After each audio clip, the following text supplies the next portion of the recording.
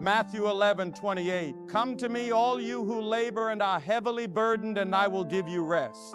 In our fast-paced, high-pressure world, the concept of rest often feels like a luxury we can't afford.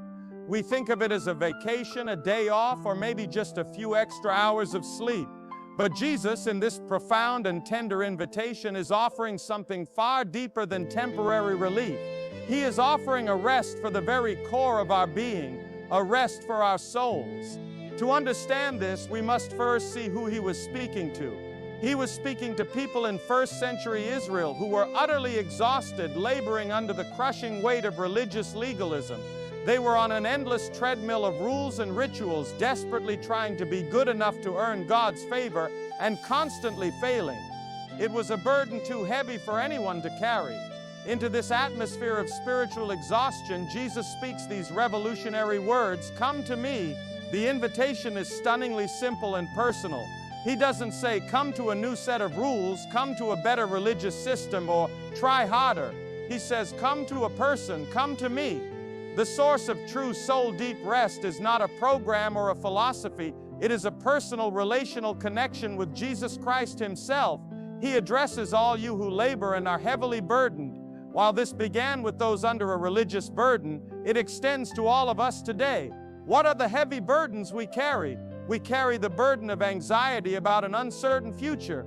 We carry the heavy weight of expectations from our culture, our families, and ourselves. We labor to find our identity and worth in our careers or our accomplishments. We are weighed down by the secret guilt and shame of our past mistakes. We are burdened by grief, by fear, by the simple wearying effort of getting through another day. Jesus sees all of it, and his invitation is for you. And what is his promise? "I will give you rest." This is the great divine exchange. To grasp it, we must look at the verses that follow, where Jesus says, "Take my yoke upon you, for my yoke is easy, and my burden is light." As Pastor Tim Keller often taught, this imagery of the yoke is key. A yoke is a wooden bar that joins two animals together to pull a heavy load. In that culture, a rabbi's yoke was his set of teachings or his interpretation of how to live. Jesus is saying that everyone is yoked to something. You might be yoked to your career, yoked to the approval of others, yoked to a relationship, yoked to bitterness, and these yokes are heavy, ill-fitting, and they are breaking you. Jesus offers an exchange. He says, "Take off that heavy, painful yoke you are carrying, and take on mine instead." His yoke is different. He calls it easy and light. The Greek word for easy can also be translated as well-fitting. It's like a custom-made yoke designed perfectly for you. And it's light for one primary reason: Jesus is in the yoke with you. He is pulling alongside you, carrying the heavy end of the load. The rest he gives is not the absence of effort, but the end of a solo struggle. It is the rest of salvation, knowing you no longer have to work to earn God's love. It is the rest of trust, knowing a sovereign God is carrying the ultimate weight of your life.